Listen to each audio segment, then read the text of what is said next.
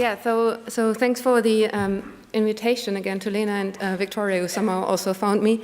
It's quite an honor to speak and be in this lineup of speakers. Yeah, I want to talk a bit about how, especially digital technologies, will transform the way how societies potentially work, but also the way how international development could work. So I don't want to make this too much of a revolutionary thing with like crazy quotes and whatnot. I want to try to basically start from where I was when I came into this subject about 3 years ago, like basically being in your position, not understanding what mining is and whatnot. And I don't think it's really helpful to start there. Instead, I kind of want to try to share how our understanding of what we built as a technology has evolved over these 2-3 years back then. So just a bit of background. Yeah, I run this company, Parity, which is based in London, where we develop core blockchain technology. So some of you might have heard about Ethereum as one of the more prominent projects. So that's where we sit, and I can talk about that afterwards. Cool. So let me still start with one quote by Buckminster Fuller.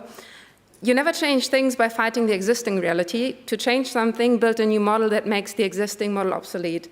And that's kind of the benchmark for blockchain technology. So what we think this indeed does is providing a new system that makes the old system obsolete. But what is this old system? So I would argue it's this. And I took examples kind of from Western societies, because I lack a deeper understanding of what the equivalence would be in international development, but also because I feel many of them might be lacking or be partly dysfunctional. In any case, the system I think blockchain will change is the system of institutions, often direct arms of the government, sometimes indirect arms of the government. The first thing is the casino in Monaco. The second thing is the headquarters of PayPal. Some of you might be able to read the text there. There's the UK Land Registrar, the stock exchange, and the last one is Lehman offices. So I will try to explain to you what we think blockchain does by kind of explaining what all these institutions have in common. And it's basically 3 things all these institutions do. Yeah. So they provide 3 different services, mainly. So the first one is they check incoming and outgoing messages, like people interacting with them. So they check the authenticity and identity behind these messages. That might be when you interact with a bank, they check beforehand what your ID is and whatnot. Then they also all hold some kind of register, some kind of ledger about what's been going on in the history. So for a bank, that's pretty obvious, like who has what amount of money, but also who owns which piece of land.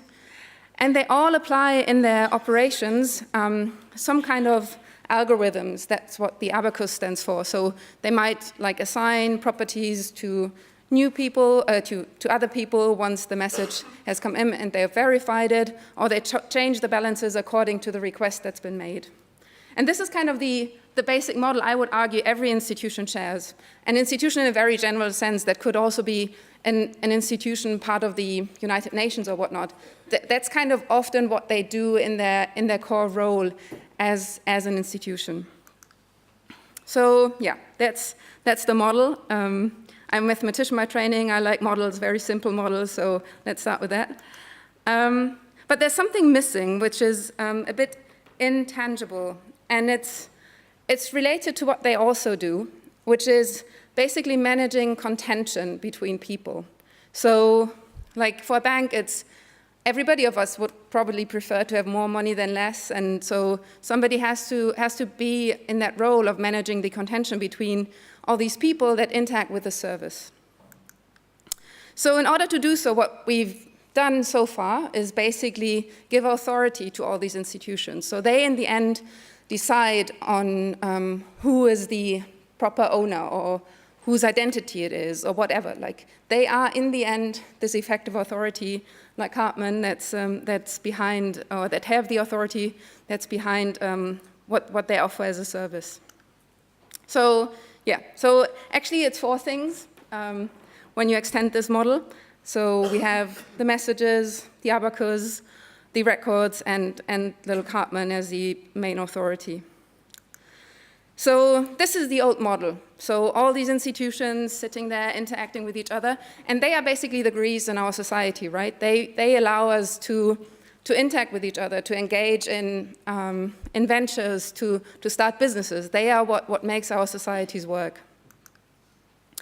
Now, meanwhile, over the past 50 years, digitization, technology has changed a lot. And these are the 3, how the 3 services that I've mentioned have been changed. And I just emblematically picked as examples the hard drive for how the record keeping has been changed, the chip for how the abacus has been changed, and then some of you might know the 3rd thing, which is an elliptic curve, which is the main one of the main technologies behind encryption and digital signatures, so the way how we authenticate ourselves online. But one thing that hasn't changed at all is authority. So what we've lacked so far is like a means for changing the way how authority can be built into these systems. So despite like how it feels when we go online, like all these servers connected to each other, and sometimes it's easier, sometimes it's less easy for them to collaborate. Like, effectively, what we have is a system of walled gardens. So all these servers that sit behind now these days, the services that we request when we go to an institutions, can't really talk to each other. Like, they often need a 3rd intermediary, be it a clearinghouse or whatnot, in order for trustfully exchange information. So what if this could be changed? What if fundamentally there could be a technology that could change the way how we bake in authority into the systems we use? And I argue that blockchain is this technology which bakes in the rules how systems should operate and basically automatically dictate how these rules work. So that's kind of fundamentally what this technology brought, and this is just like a little artist impression of what this all means. So to summarize, blockchain solves the issue of multi-party contention without having to involve a human. Trust is no longer needed to contentiously interact with a third party. This is the first instance ever of a technology which can do such a thing.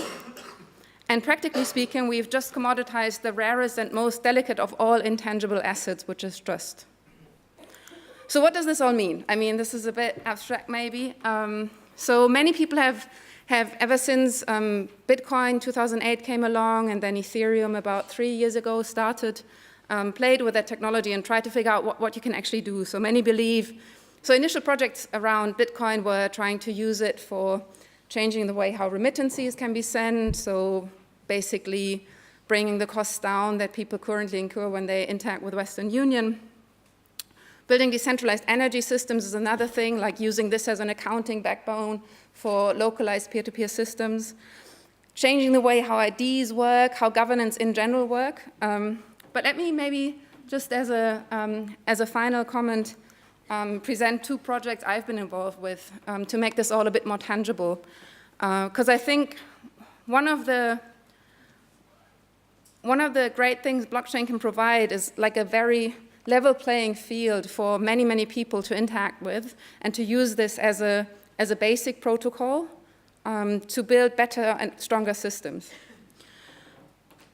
So one project I've been involved with is called Provenance, which is about how to make sustainable supply chains more transparent. So one basic issue that you have in the supply chains that we all depend on is they are global. There are many actors that don't trust each other.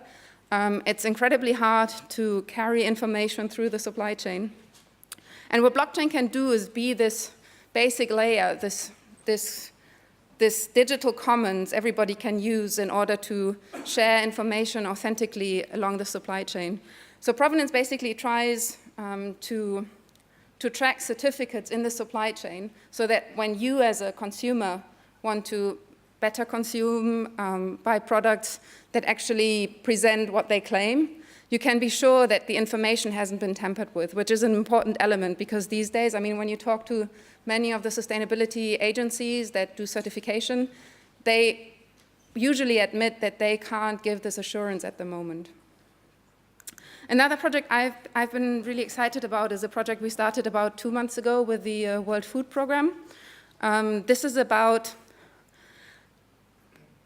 building infrastructure in difficult environments and using blockchain as this out-of-the-box organizational structure to provide, for example, cash-based transfers to beneficiaries in a much more effective way. So they currently have the problem that they work with many different actors, like their beneficiaries, they're the vendors, they're payment providers.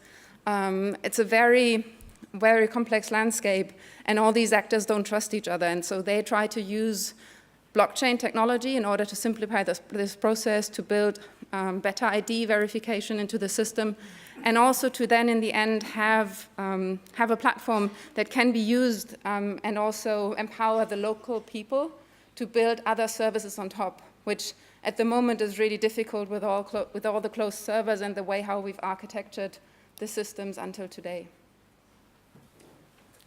Thank you very much.